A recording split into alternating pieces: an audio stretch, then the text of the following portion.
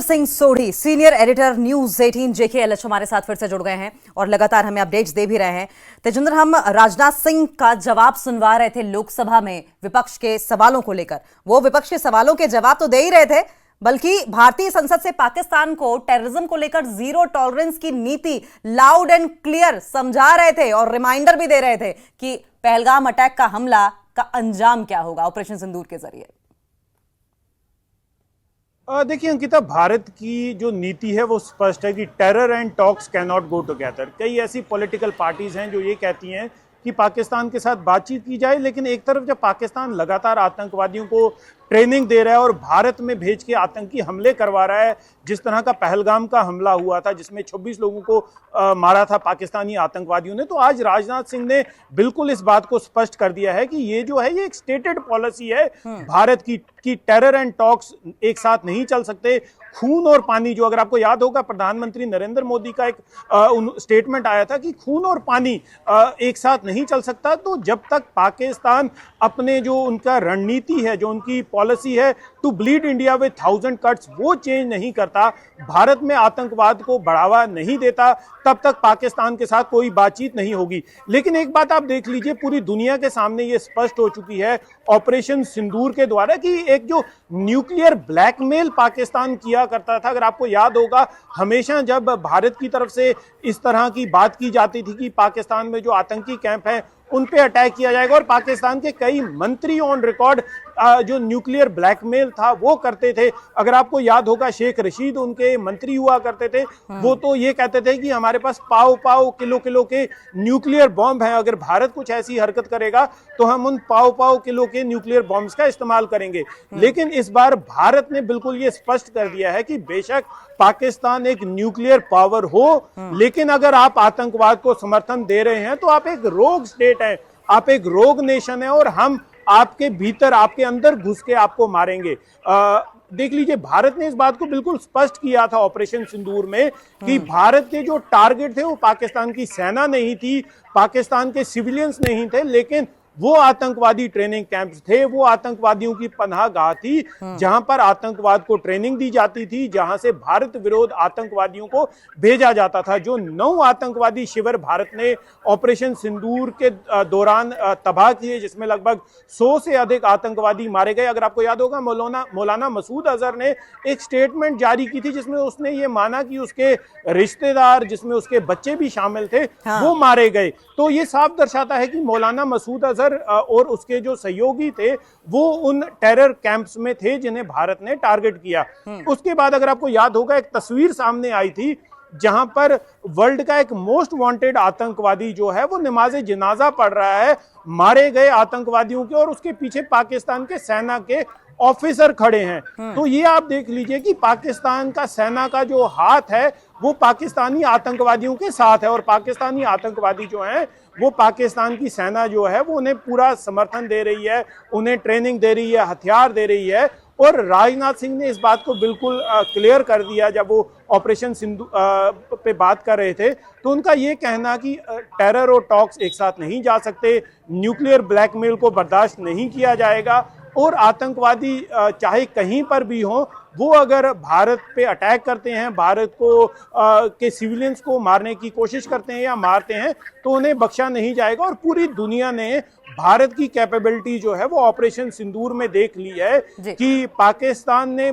एड़ी चोटी का जोर लगा दिया हमें यहाँ टारगेट करने की। अपने ड्रोन्स जो उन्होंने टर्की से लिए हैं या चाइना से लिए हैं, उन ड्रोन्स का इस्तेमाल किया हमें टारगेट करने की, लेकिन पाकिस्तान के जितने भी नापाक मंसूबे थे वो सब विफल हुए और पाकिस्तान को घुटनों पे आना पड़ा सीज फायर के लिए। डीजीएमओ लेवल टॉक्स, ये पाकिस्तान की तरफ से कॉल आया था, और उन्होंने जब पाकिस्तान के 9 के करीब एयर बेसेस को पूरी तरह से तबाह कर दिया, पाकिस्तान की एयरफोर्स जो थी वो पूरी तरह से घुटनों पे आ गई थी, तो उसके बाद पाकिस्तान मजबूर हो गया और उन्होंने भारत से ये रिक्वेस्ट की कि आप फायरिंग रोक दें। लेकिन भारत ने एक बात स्पष्ट की है कि अब कोई भी आतंकवादी हमला अगर भारत पे होगा तो उसे एक्ट ऑफ वॉर के तौर पे देखा जाएगा। देखिए, भारत ने अपना स्टैंड जो है बिल्कुल क्लियर रखा हुआ है कि पाकिस्तान जो है वो आतंकवाद की जननी है, मदरशिप है आतंकवाद की, और अगर भारत पे पाकिस्तान की तरफ से कोई भी आतंकी हमला होता है तो उसे एक्ट ऑफ वॉर घोषित किया जाएगा। जी जी, और ये बात आप बिल्कुल ठीक कह रहे हैं, ट्रेड एंड टॉक बिल्कुल साफ साफ नहीं चल सकता तेजिंदर, और साथ साथ उन्होंने ये भी कहा था, अपने मंसूबे बिल्कुल साफ किए, और पाकिस्तान और हिंदुस्तान के मंसूबों में यही फर्क है कि राजनाथ सिंह ने साफ किया कि हमारा मंसूबा सीमा पार जाकर जमीन हथियाना नहीं था, कब्जाना नहीं था, मासूमों को मारना नहीं था, बल्कि आतंकियों को मारना था, और हमने 100 से ज्यादा आतंकी मारे। और उन्होंने साथ साथ ये भी कहा, शठे शाठ्यम समाचरे, यानी कि दुष्ट के साथ दुष्ट जैसा ही बर्ताव करना चाहिए। और उन्होंने एक चौपाई भी रामचरितमानस की जिक्र की जिसमें लिखा था कि जिन मोही मारा तिन मोही मारे, यानी कि जिन्होंने हमें मारा हमने उनको मारा, और सिंदूर का हमने बदला लिया। बहुत क्लियर कट मैसेज है इस बात का कि हमें कोई मतलब नहीं है किसी के उसमें, लेकिन अगर हमारी जमीन में कोई दखल अंदाजी करेगा, हमारे घर में घुसेगा, तो हम उसे घर में घुस कर मारेंगे। देखिए, जो ऑपरेशन सिंदूर था, इसका नाम ऑपरेशन सिंदूर इसलिए रखा था क्योंकि पाकिस्तानी आतंकवादियों ने भारत की बहू बेटियों के माथे से सिंदूर मिटाने की कोशिश की थी। 26 लोगों को मार के 26 औरतों के माथे से सिंदूर मिटाया था, और भारत ने उन आतंकवादियों को उनके अंजाम तक पहुंचाने के लिए, उन्हें उनकी कब्र में डालने के लिए इस ऑपरेशन का नाम ऑपरेशन सिंदूर रखा। देखिए, ऑपरेशन सिंदूर जो है, जब आने वाले टाइम में हिस्ट्री लिखी जाएगी, ऑपरेशन सिंदूर का जिक्र ग्रेटेस्ट ऑफ मिलिट्रीज की जो हिस्ट्री होगी उसमें लिखा जाएगा, क्योंकि किस तरह से भारत ने पूरे इस ऑपरेशन को प्लान किया, किस तरह से इस पूरे ऑपरेशन को एग्जीक्यूट किया। आप देख लीजिए कि एक भी ऐसी एलिगेशन नहीं आई कि किसी सिविलियन को टारगेट किया गया हो। जब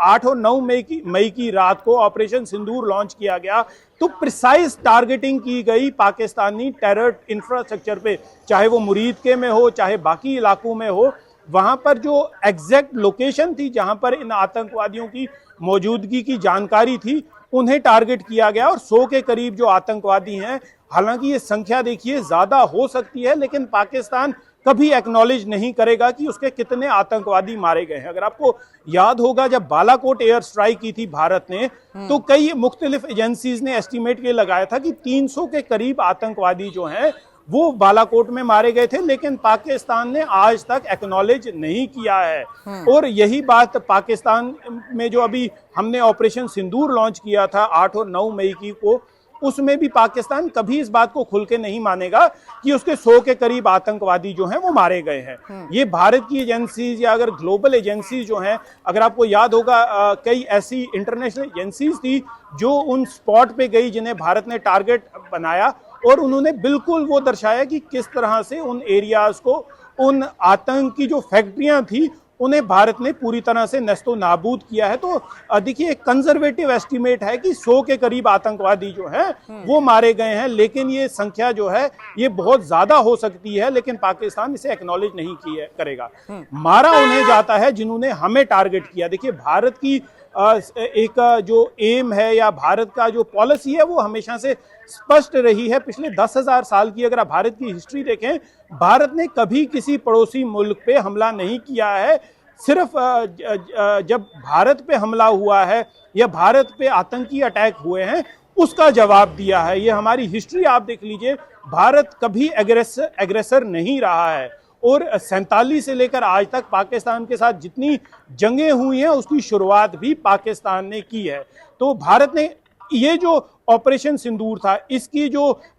शुरुआत थी वो पाकिस्तान ने अप्रैल 22 को कर दी थी, जब पाकिस्तान ने भारत में जो आतंकियों को जो वो भेज कर, जो 26 बेगुनाह टूरिस्ट, जो कोई हनीमून मनाने आया था, कोई अपने बच्चों के साथ घूमने आया था, उन्हें मौत के घाट उतारा। तो पाकिस्तान ने ये स्क्रिप्ट तब से लिखनी शुरू कर दी थी। इस स्क्रिप्ट को खत्म भारत ने किया, और भारत ने एक बिल्कुल स्पष्ट ये कर दिया है कि बेशक हमने आतंकवादियों को मारा है। पाकिस्तान जब घुटनों पे आया और हमने ये एक्सेप्ट किया कि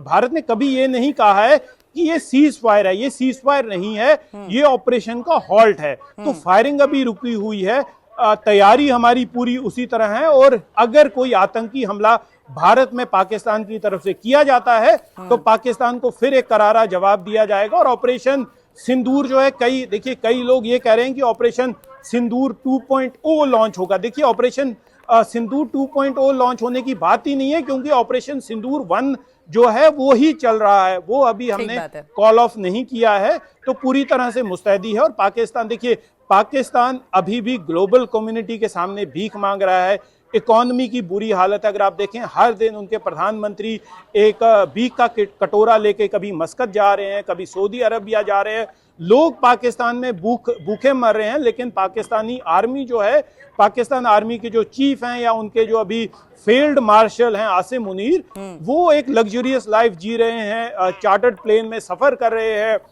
वीवीआईपी ट्रीटमेंट ले रहे हैं। तो पाकिस्तान के जो रिसोर्सेस हैं वो लोगों पे खर्च नहीं हो रहे, वो खर्च हो रहे हैं पाकिस्तान की मिलिट्री के ऐशो आराम पे। तो पाकिस्तान को ये बात बिल्कुल भारत ने स्पष्ट कर दी है कि ऑपरेशन सिंदूर 1 जो है वो चल रहा है, और अगर आपकी तरफ से फिर कोई ऐसी नापाक हरकत की जाएगी जहां भारत के लोगों को, भारत के सिविलियन को, भारत की मिलिट्री इंफ्रास्ट्रक्चर को या भारत के किसी सिविलियन इंफ्रास्ट्रक्चर को टारगेट करोगे, तो आपके लिए खैर नहीं होगी। और वही चीज जो है आज देश के रक्षा मंत्री राजनाथ सिंह जब बयान दे रहे थे, तो इस बात को उन्होंने स्पष्ट किया है कि ये वो भारत अब पुराना भारत नहीं है। जब आके आप मुंबई में हमला कर देते थे, जब आप चाहते थे तो कश्मीर में कहीं पर हमला कर देते थे, अब बर्दाश्त की जो सीमा है उस पे अल्प विराम लग चुका है, अब बर्दाश्त नहीं किया जाएगा। अब ये भारत का रुद्र रूप है जो आपको देखना पड़ेगा, और जो आपने ऑपरेशन सिंदूर के तौर पे देखा, जो आपने सर्जिकल स्ट्राइक के तौर पे देखा, जो आपने ऑपरेशन बालाकोट एयर स्ट्राइक के तौर पे देखा,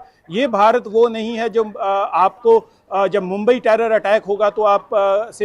प्रूफ मांगेंगे और मीटिंग्स होती रहेंगी। नहीं, अब ये वो भारत है जो स्पष्ट तौर पे उन आतंकवादी शिविरों को हमला करेगा जहां से भारत पे हमले की साजिश रची गई थी, जहां से भारत पे उन आतंकवादियों को भेजा गया था। जी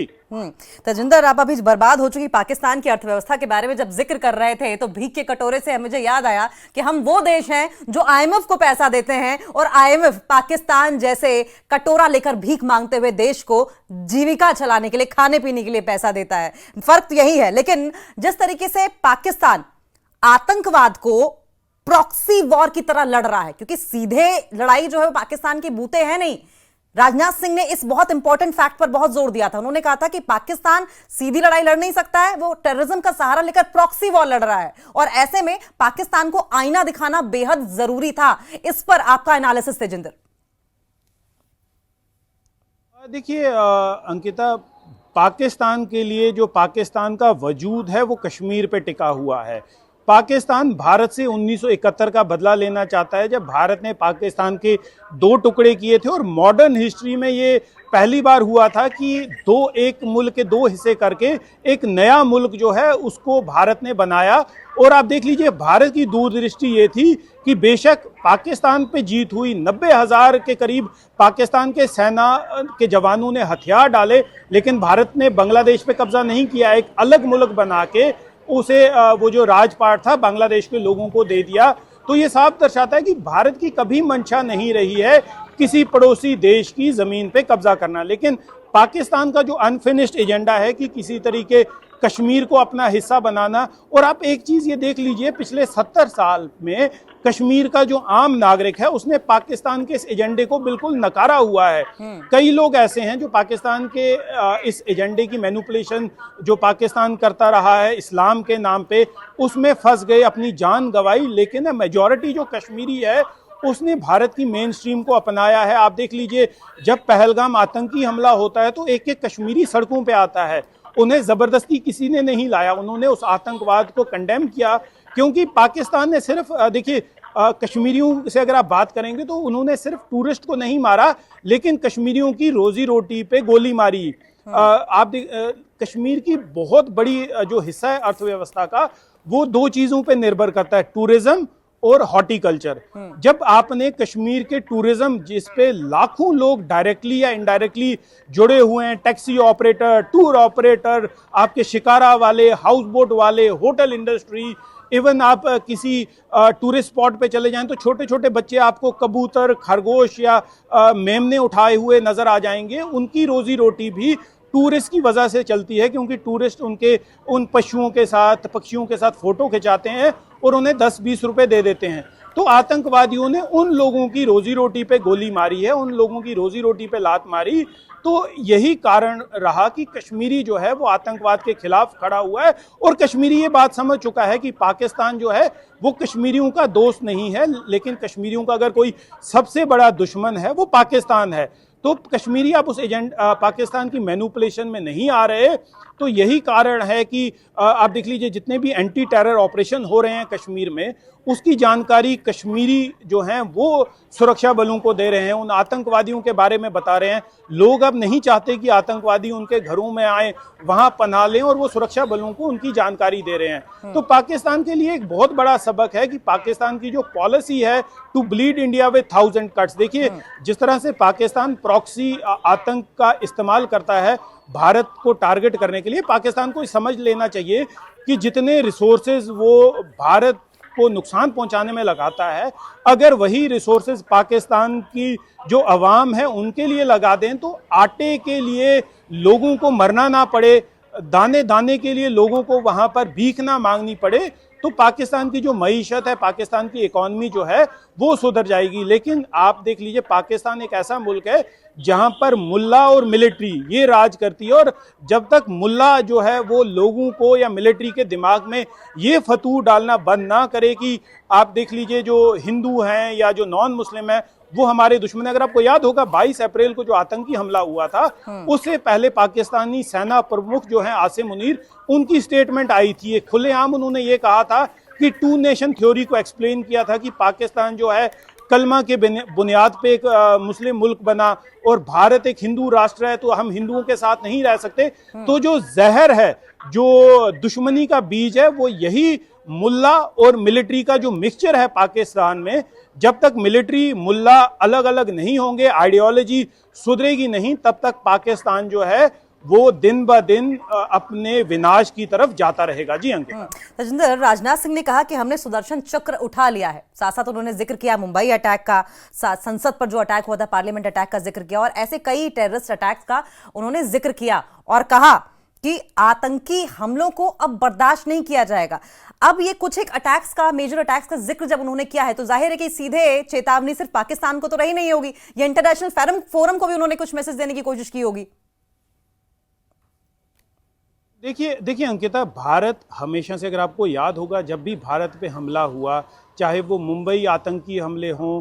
दिल्ली में जो कई आतंकी हमले हुए, भारत हमेशा से, भारत की कोशिश ये रही कि इंटरनेशनल कम्युनिटी जो है उसे वो समझाए कि भारत आतंकवाद का शिकार है। लेकिन दुनिया को आतंकवाद के जो नासूर के बारे में 9/11 जब अमेरिका में वर्ल्ड ट्रेड सेंटर पे हमला होता है, तब अचानक से दुनिया की नींद खुलती है, दुनिया जानती है कि आतंकवाद का नासूर क्या है। लेकिन भारत इस आतंकवाद को कई दशकों से बर्दाश्त कर रहा था, लेकिन उसके बावजूद भी कई आने वाले टाइम तक भारत ने एक पेशेंस बना के रखा। पाकिस्तान से हमले हुए, भारत ग्लोबल कम्युनिटी पे, ग्लोबल प्लेटफॉर्म पे सबूत देता रहा कि किस तरह से पाकिस्तान इन्वॉल्व है, तो ग्लोबल कम्युनिटी ने पाकिस्तान पे कोई एक्शन नहीं लिया, और फाइनली भारत ने ये रियलाइज किया कि ग्लोबल कम्युनिटी जो है वो अपने मफाद, अपने फायदे के लिए ही कहीं पर हमला करती है या किसी पे एक्शन करती है। तो तब भारत ने ये डिसाइड किया, आप देख लीजिए, क्योंकि भारत के जो आइडियोलॉजी है वो ये है कि हम पहले किसी पे हमला नहीं करेंगे, लेकिन अगर हम पे हमला होता है तो हम बर्दाश्त नहीं करेंगे। अगर आपको याद होगा, कुछ देर पहले जब प्रधानमंत्री ऑपरेशन सिंदूर के बारे में बात कर रहे थे तो उन्होंने गुरु गोबिंद सिंह के बारे में जिक्र किया, और गुरु गोबिंद सिंह का एक बहुत ही उल्लेखनीय यहाँ पर एक शब्द है जिसके बारे में बताऊंगा, जबे बाण लागेओ तबे रोस जागेओ, जिसका मतलब यह है कि जब मुझे तीर लगा तब मुझे गुस्सा जागा। तो वही जब भारत को ये तीर लगा आतंकवाद का, तो भारत ने ये दिखा दिया कि हमारा जो गुस्सा है वो किसी भी हद तक जा सकता है। आपने उड़ी में आतंकी हमला किया, आपने उड़ी में हमें तीर मारा, और हमारा गुस्सा आपने सर्जिकल स्ट्राइक के तौर पे देखा कि हमने पाकिस्तान में घुस के आतंकी शिविरों को तबाह किया, आतंकवादियों को मारा। आपने दूसरा हमला हम पे पुलवामा में किया, जहां पर हमारे 40 के करीब सीआरपीएफ जवानों को आपने शहीद किया। उसके बाद आपने उसका जो गुस्सा था वो आपने देखा बालाकोट में, जहां पर जैश ए मोहम्मद के आतंकी शिविर को हमने कई किलोमीटर अंदर पाकिस्तान में, आप देखिए वो लाइन ऑफ कंट्रोल या बॉर्डर पे वो इलाका नहीं था जहां पर बालाकोट स्ट्राइक किए गए, वो डीप विद इन पाकिस्तान था। वहां पर हमारी एयरफोर्स ने जाके पाकिस्तान को ये दर्शा दिया कि हम जब चाहें जहां चाहें अटैक कर सकते हैं। और उसके बाद ऑपरेशन सिंदूर 22 अप्रैल को पाकिस्तान ने फिर से वो तीर से हमें निशाना लगाया। 26 लोगों को, बेगुनाह लोगों को उनकी आइडेंटिटी पूछ पूछ के गोलियों से छन्नी कर दिया। और उसका अंजाम जो था वो मई 8-9 की रात को भारत ने ऑपरेशन सिंदूर लॉन्च करके दिया। और वो ऑपरेशन सिंदूर जो है वो अगले 4 दिनों तक वो तांडव जो है वो पाकिस्तान ने देख लिया। पाकिस्तान के जितने एयरफोर्स बेसिस थे, स्टेशन थे, सबको तबाह कर दिया गया। आप देखिए, बेशक उसके जो विजुअल्स थे वो भारत ने नहीं, कई ग्लोबल एजेंसीज ने रिलीज किए कि किस तरह पाकिस्तान के एयरफोर्स स्टेशन जो हैं उन्हें किस तरह से भारी क्षति जो है वो भारत के ऑपरेशन सिंदूर ने पहुंचाई है। उनके हैंगर्स, उनके एटीसीज, उनके रनवे, सबको नस्तो नाबूद कर दिया गया। तो भारत ने ये बात बिल्कुल स्पष्ट कर दी है कि चाहे आप भारत पे आप प्रॉक्सी वॉर करें या आतंकी हमले करवाएं, उसका अंजाम जो है वो आपने एक बार देख चुके हैं। सिर्फ एक बार नहीं, 3 बार देख चुके हैं। और जो आपकी न्यूक्लियर ब्लैकमेलिंग थी कि हमने न्यूक्लियर बॉम्ब बनाए हैं, हम 2.5 पाव किलो के हमने न्यूक्लियर बॉम्ब बनाए हैं, ग्लोबल प्लेटफॉर्म पे पाकिस्तान ने अपना मजाक खुद उड़ाया था। जब शेख रशीद जो उनके कम्युनिकेशन मिनिस्टर हुआ करते थे, वो ये बात करते हैं एक मीडिया चैनल के साथ कि हमने पाव और किलो के न्यूक्लियर बॉम्ब बनाए हैं जिससे हम भारत पे हमला करेंगे। तो पाकिस्तान ने अपनी न्यूक्लियर जो उनके आर्सनल है उसका मजाक ग्लोबल प्लेटफॉर्म पे खुद उठाया। और भारत ने ये स्पष्ट कर दिया है कि आप चाहे पाव किलो के